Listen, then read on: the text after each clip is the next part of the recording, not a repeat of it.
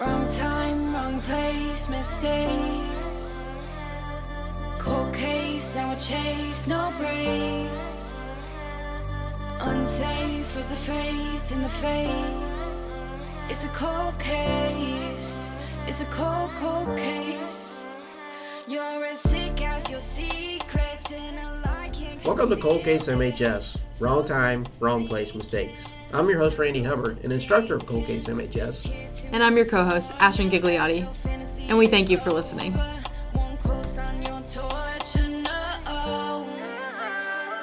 Feel eyes on you, watching you, waiting to reveal the truth. You run from what's hiding you.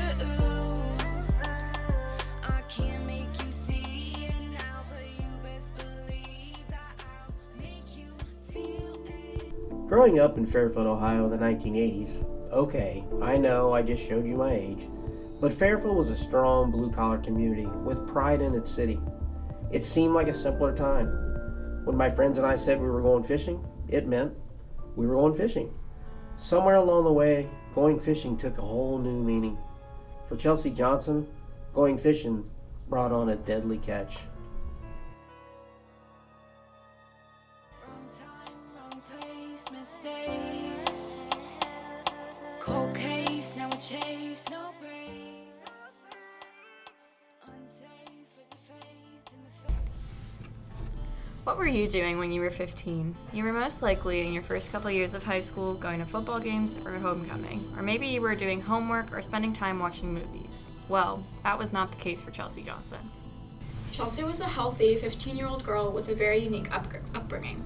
She lived in an apartment on Southgate Boulevard in Fairfield, Ohio with her mother, brother, grandparents, and a mysterious stepfather. Area called Southgate Boulevard, which was not a poor area, but it was cheap housing. Let's put it that way. In fact, I lived there when I was first teaching. I didn't have much money, so I lived in these Southgate apartments, and that's where they lived. She was known to be a very kind and sensitive young woman. Chelsea had dreams of one day becoming a tattoo artist with her younger brother, Ryan. She didn't need an education because she and her brother were going to be tattoo artists. So being 16 myself, I know for a fact that at 15 I didn't have a plan for myself or for my future. But her having a plan at 15 and her wanting to get out of where she is now and like just build herself into a new person with this passion that she has is obviously incredible for someone so young to be able to figure out what they want to do in their future, especially something so special as a business with a family member like her brother, or just finding something that she's so passionate about that she wants to make it into a career at that young age of 15. And that's something that a lot of people don't learn even when they get a lot older than that. So that's unfortunate that somebody has a plan, especially in her situation, which we'll hear about. Her situation wasn't good, and that was a plan for her to get out. The other thing that is very disheartening about a story like this is you have a young girl that has that plan that dies so young and so violently. That just seems to me unfair. Yeah, I mean, doing the podcast and seeing all the cases that are coming in that we have to talk about, we see that there's many cases like this where there's young people with such potential and such heart for some passion or something along the lines of that, and we just see them never be able to fulfill their dreams or fulfill their expectations for themselves because they're just cut off. They're not able to do any more. And like seeing a bunch of cases like this, it's honestly painful to be young and just imagine myself or people around me, like not being able to grow into themselves or figure out what they want to do with their future. Yeah, one of the things as a teacher is that unfortunately, the longer you go in teaching, you're going to have students that get into car accidents or something tragic happens to them or someone in their family. But it's very rare that you have a student that dies in a way like this. And I just can't imagine what that would be like. On April 15th, 2012, Chelsea Johnson went missing. She claimed she was going to a convenience store and never came home. Her mother reported her missing 24 hours later, and her body was found the next day at a local creek, stabbed to death. As we share this tragedy, we will be mentioning quotes we received from both the principal of her school, Bob Polson, and the secretary of the school, Linda Shaw. We will also be pulling details we received from an online forum on a website called justiceforkaylee.org. All of the details we received from this website were anonymous and mentioned news articles as a secondary source. So first we're going to kind of talk about who she was and what we knew about her. So the first part that we really dove into was her home life and the people that she surrounded herself with. And so we tried to research into her family, and these were kind of the key people that we found and some of the information that we found. So first was the brother. So we didn't know a lot about her brother. Supposedly he was 11 when she went missing. Her brother's name was Brian. She also lived with her mother, Vicky Feibel, who originally we tried to reach out to, as she had gotten in contact with us a couple years ago, but she never responded. We found she had a rocky relationship with the police during the investigation of her daughter, them trying to point fingers at her throughout the entire investigation, but we'll discuss that later. Her stepdad supposedly found the body with his son, as stated in multiple reports, but a specific name of who he was is unknown and wasn't listed in any articles. We are unsure if he's still with Vicky Feibel or how long he was a figure in Chelsea's life. We don't know much about him at all. So her father was not mentioned in any of the sources that we were looking at, like the forum and the news articles, but once we received the autopsy report back, we later found her father's name was listed. His name's Sam Jeffries, and when we interviewed Bob Polson, the principal, he also told us that her father had never really been in the picture. So with the stepdad, he was a big question mark the entire investigation or the course of our study of the case. Obviously, Vicky Feibel and Chelsea Johnson have different last names, but her son Brian also had the last name Feibel, so we assume there was another man in the picture with the last name Feibel. Vicky's parents' last name were Johnson. That coincides with Chelsea's last name. There was a lot of differences in stories where half of the time he was called a boyfriend, half the time he was called a stepfather. So we don't know if he was actually married or part of the family. And then, of course, he was supposedly the one that found the body. But some reports said that he found it with his son. But of course, Brian was 11 years old, so we don't think it was him that he would have found the body with. And then also it said that her boyfriend and then her neighbor found the body. We find this a little suspicious because each story that we've looked at is different regarding the stepfather. We've gotten tips that he was involving Chelsea in like drug deals and stuff. As we listen to the confusion and the family dynamics of this section, family dynamics play a big role in how things happen in your family. And unfortunately with this, there's so many people that are involved based on divorces and remarriages and who's dating who and who lives where, which gets really confusing. And as a investigator, they have to go through all those leads. And we kind of have to do the same thing, and it gets confusing. I remember reviewing this case, and I remember hearing this section and being, that is complicated. Just hearing like all of the different points of view and all of the different stories, it's just, you can imagine. I mean, sometimes in these cases we think, oh, the police overlooked this, or this is so obvious, like how could they not see that? And then you see situations like this where there's so much information and so much contradicting information, and you're like, wow, yeah, that would probably be super difficult to deal with. Right, especially when you're looking at media sources and things like that, and then when you read news articles or posts of some sort and they contradict or they have different results. In other words, who found her and who said they found her and where they found her, when nobody really knows for sure. You can see where this can lead a case down the wrong path.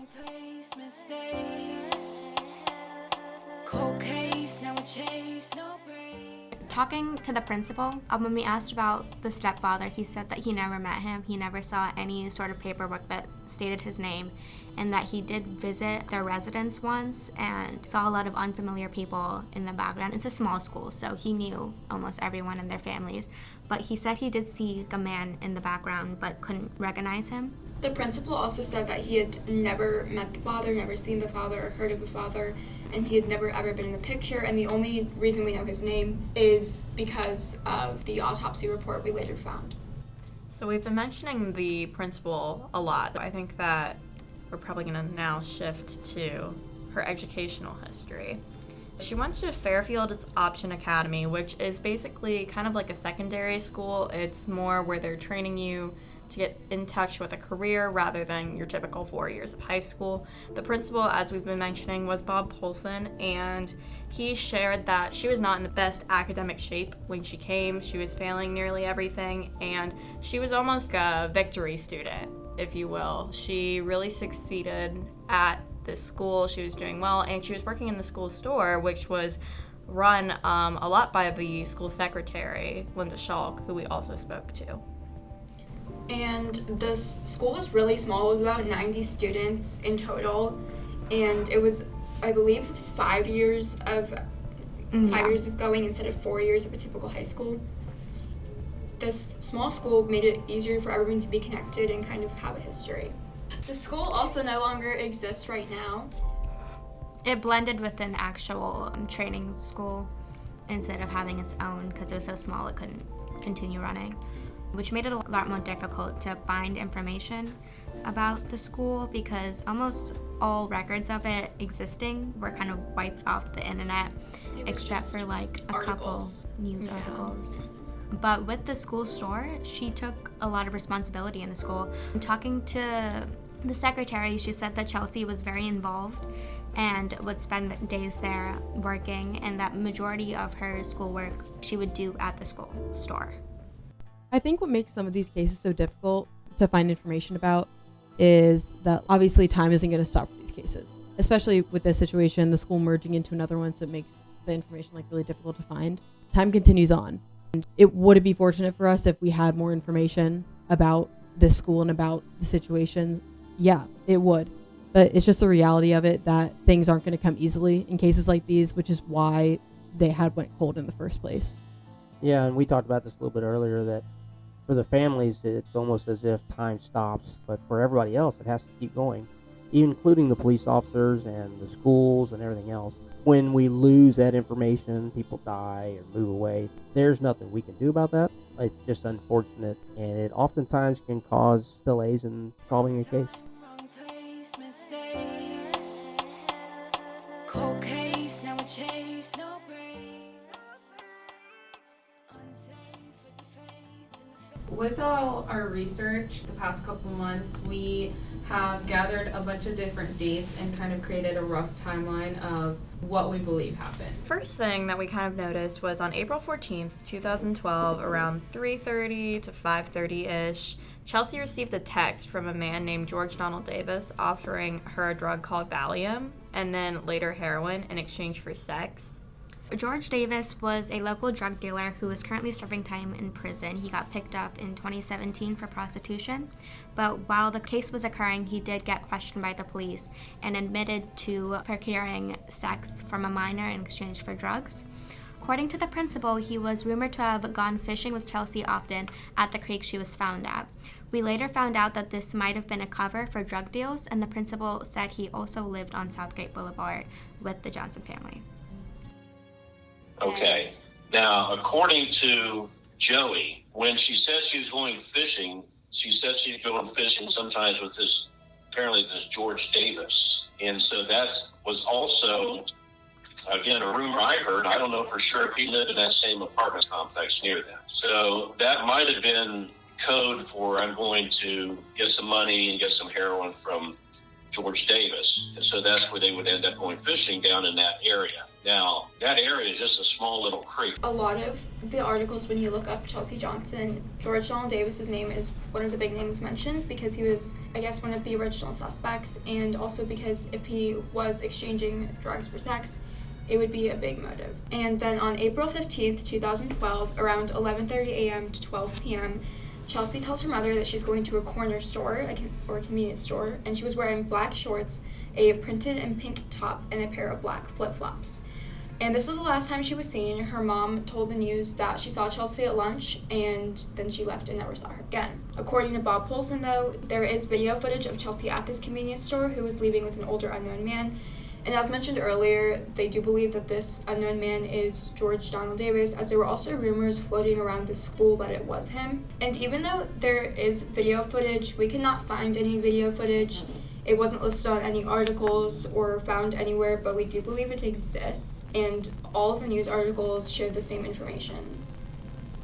So with the recordings, the reason we believe it might have been George Davis was Bob Polson said that the owner of the convenience store was there when Chelsea entered and said that he recognized the man that Chelsea was with as someone that often went and might have been living in the area. And because George Davis lived on Southgate Boulevard in the same apartment complex as Chelsea, we really only have him to point to. So one thing that we have said in all of our podcasts is that names will come up in public records, and oftentimes they're easy targets to accuse of doing these things. We are in no way accusing anyone of committing this crime. We are just going off the information that we have. We do not know if this person actually is a suspect. And again, like I said, we're not accusing him. We're just showing the connection to this individual and to Chelsea. So in that section, we heard they were connecting this individual to Chelsea's case. The unfortunate part about it is that most of that information they're talking about is what we consider to be circumstantial evidence. Going back to our science class, showing us how smart you are, what is circumstantial evidence?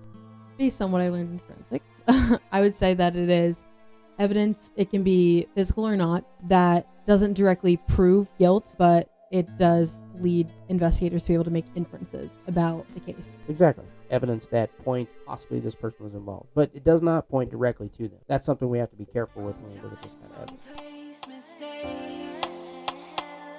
Cold case, now a chase, no break. Chelsea's also got a very small frame. Every article that we read said that she was built very small. She was only about 100 pounds. That also made us think that she could have easily been taken in this convenience store, and nobody might have not seen it. And from what we found, believed talking to the principal, it sounded like the video saw her going in, never coming out, or coming out and then just not being there anymore. And then with her mom, there are also a lot of contrasting stories of how she actually realized she was missing. In some articles and some interviews, she said that she made grilled cheese for her for lunch and then sent her off to get milk.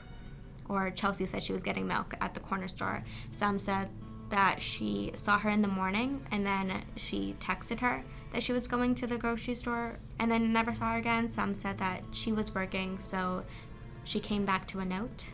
The only really coinciding part of that is that she interacted with Chelsea before going to the corner store.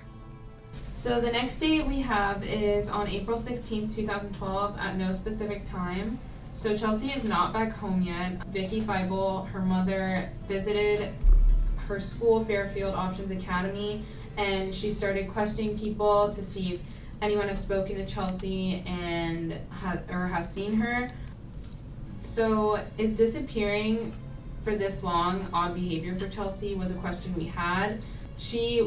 It wasn't odd for her to disappear for this long. A bunch of her family and friends had said that she wasn't the type to run away or lose touch with people, and this was a direct quote from the forum that we mentioned earlier, justiceforkaylee.org.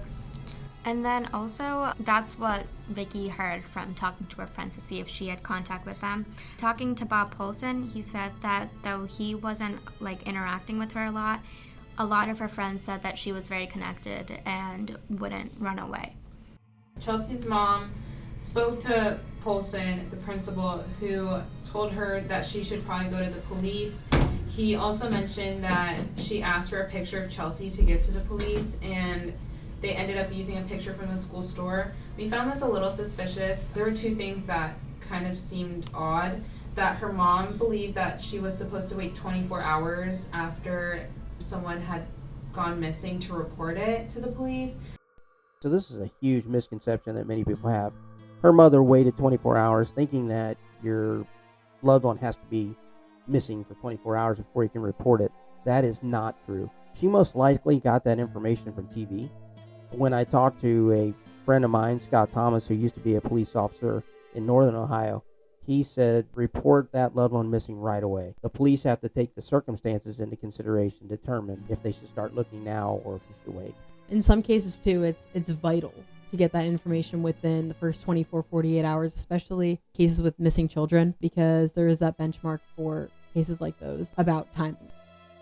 And also that she didn't have a picture of her own daughter and had to use her school picture, which kind of makes us question their relationship a little bit. The first red flag I had was that the mother, Vicky Feibel, asked me for a picture. So I'm thinking, you should have a picture of your daughter, but she did not have a picture of her daughter. So we had a picture of Chelsea in the store. We gave that. That's the picture that went out into the press, and we gave to the police. I think that this was the big flag that we found with her mother and her relationship. We've noticed, like, throughout our research that her and her mom did have a very strange relationship. Originally, when we first started looking into it, all the interviews were her mom, and a lot of it is her saying that the police wouldn't help her, that she was desperate for help. She was the one originally who contacted us to look into it a couple years ago. At first, it looked like there were a lot of pictures online of Chelsea, but then after Olsen said that he asked for a picture, I went back, and on all the letters and all the news clips, it was always the school store picture that Poston gave her, or it was a picture that was a selfie that Chelsea took that kind of looked that it might have came off of her Facebook or her MySpace or whatever, but it wasn't one that someone else would have had of her. And other than that, it was all in the memorials and stuff, it was all baby pictures of her. So then on April 16th at 9 a.m., Chelsea's mom reported her missing, and this was because of, like we said before, she thought she had to wait 24 hours. And then on April 16th, same day,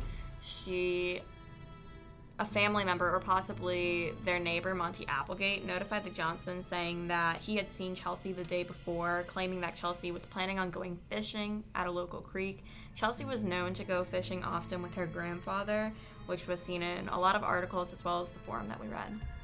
This creek was near Chelsea's apartment complex. This was kind of weird because the creek was not known for people to go fishing. I mean, it was really small and it was shallow. It was like a creek. It was rocky and the types that you would go on hikes with your friends, for fun, not to sit. It was rocky. There was no water. It was right behind some neighborhoods, and it was just really small. So this kind of pushed us into the direction okay, fishing is a cover-up. There's no way she was going fishing. So what else was she doing? Yeah. With the creek, it was something weird that we couldn't really look too much into, was that the creek was behind a ton of apartments. It was, you could see it from the outside, which if she did go fishing there, someone would have noticed. She did die there, but if something happened, someone should have seen it, but they didn't. There was no reports.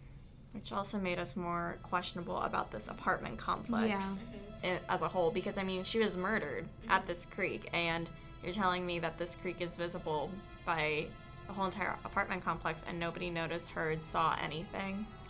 But it might have played into when we were talking with the secretary and the principal.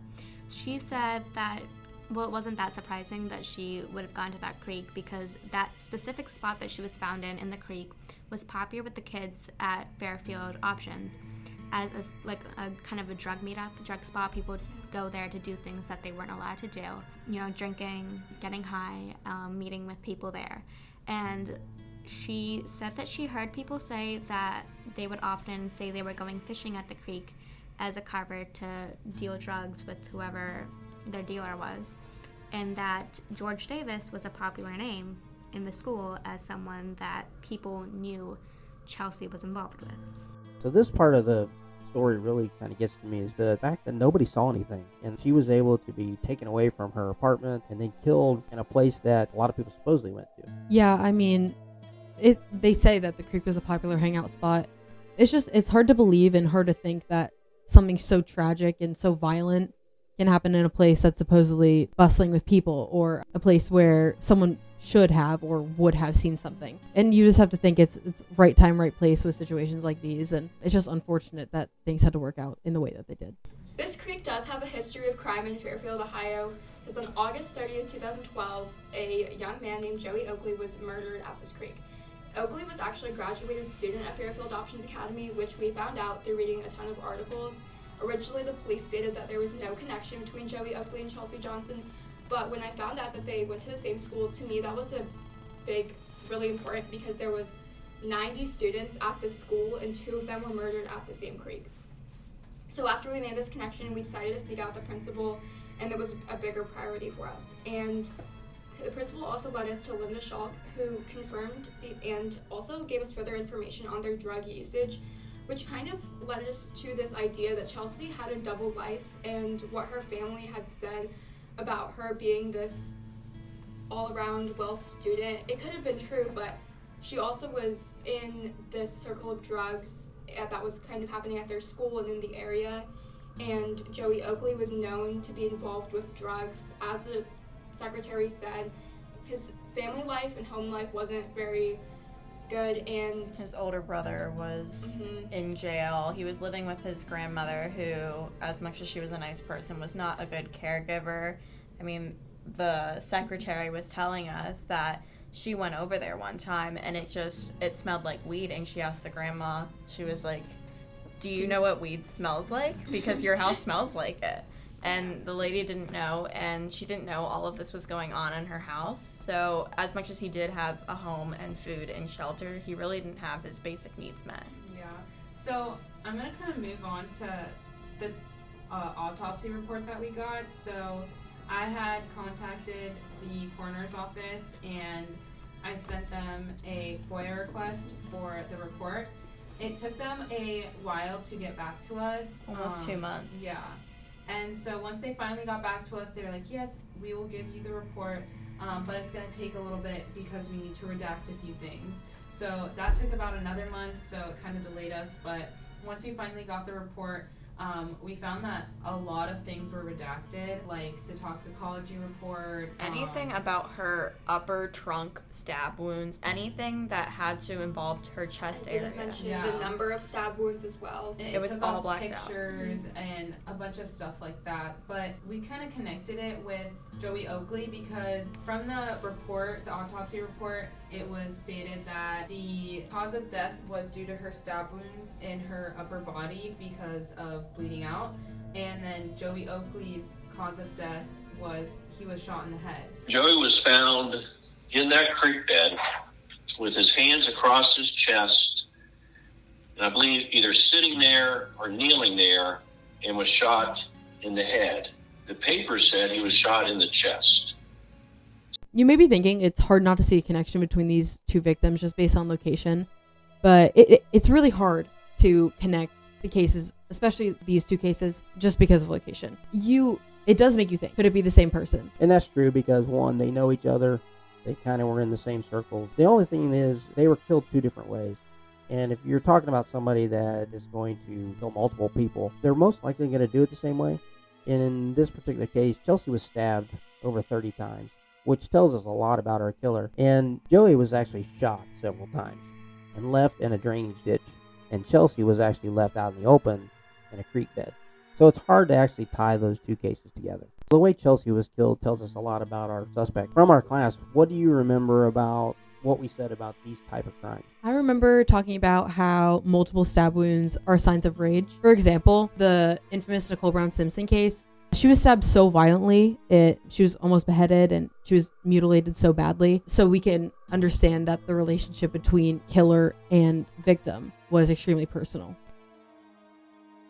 The secretary also had some theories about her funeral and who she saw, as she mentioned multiple times that Chelsea's family didn't have a lot of money and they didn't have money for the funeral. They were living in like a 1-bedroom or a 2-bedroom apartment with like 5 people. And she was just surprised at how the funeral played out, considering the fact that they didn't have a lot of money.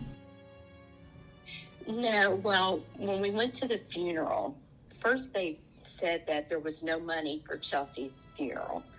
So, of course, the school was going to try to get involved, and the social workers, and try to help, get some money to get everything together.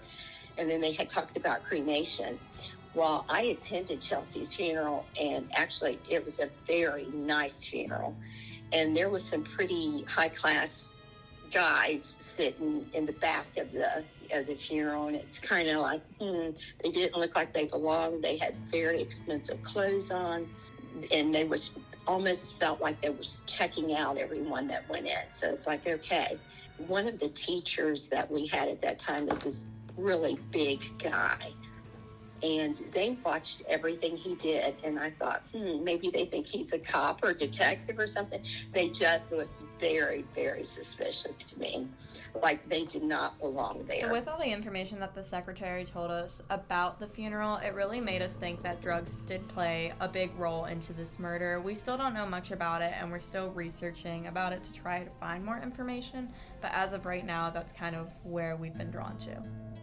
The fact that her funeral was extravagant is really not unusual because most people want to make sure that the funeral arrangements and the casket is worthy of the person that has passed away.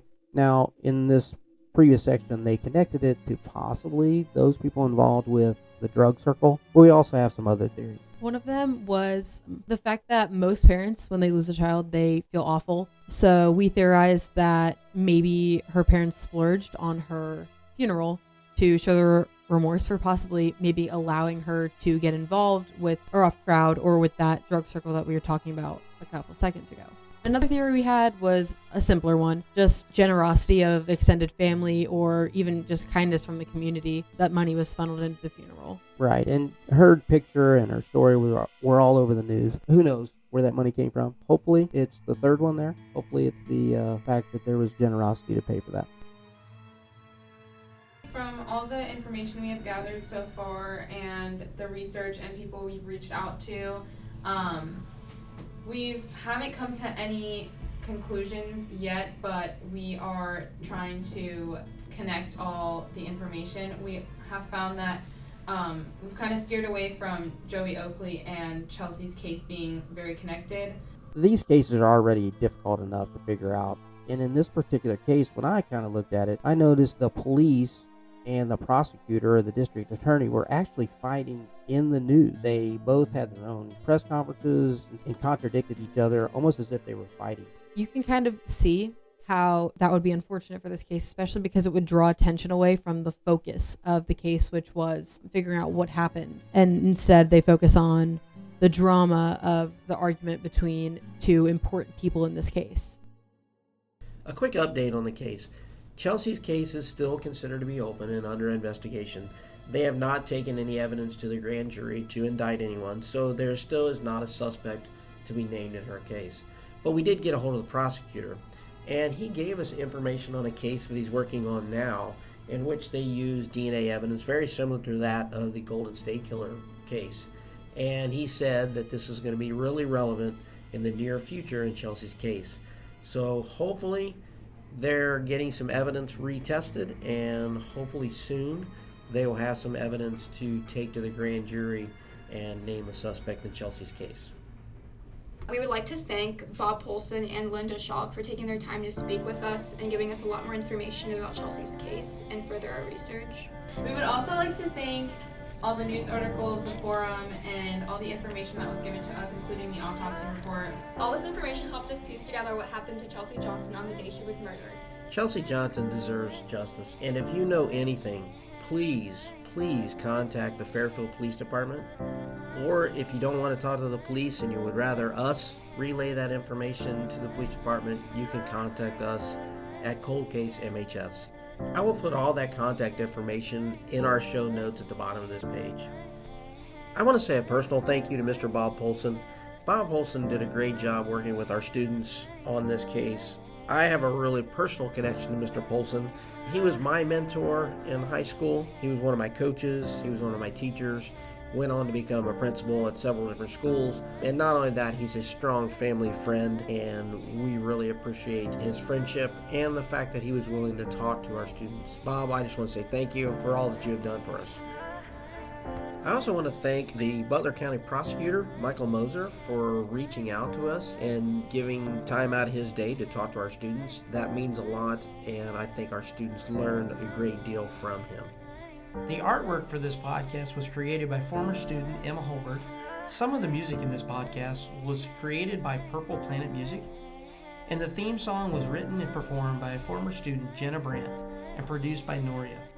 This song and all of Jenna's music can be heard on all music streaming apps. Thank you for listening to Cold Case MHS, and tune in next time when we talk about Buffy Jo Friedman and a really bad night at the park.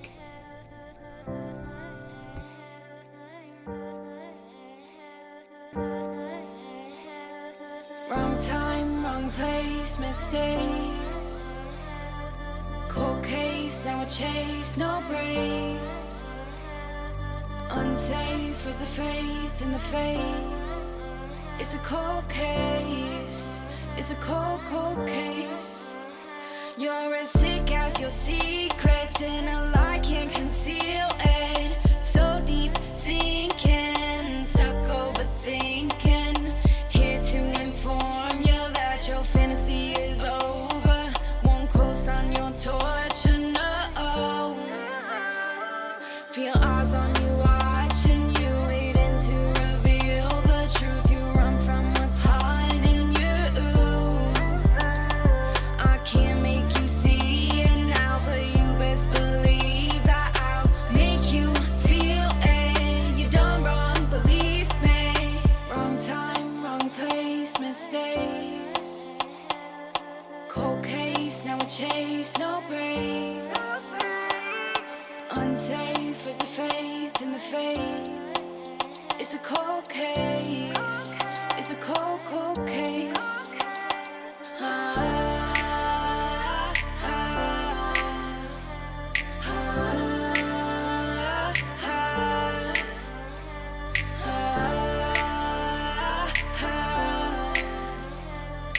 Make you feel it. You done wrong, believe me. Paranoia can't be avoided. They're coming for ya. You got the warning. It's up to you now. Where you going? Making choices only destroys you. Feel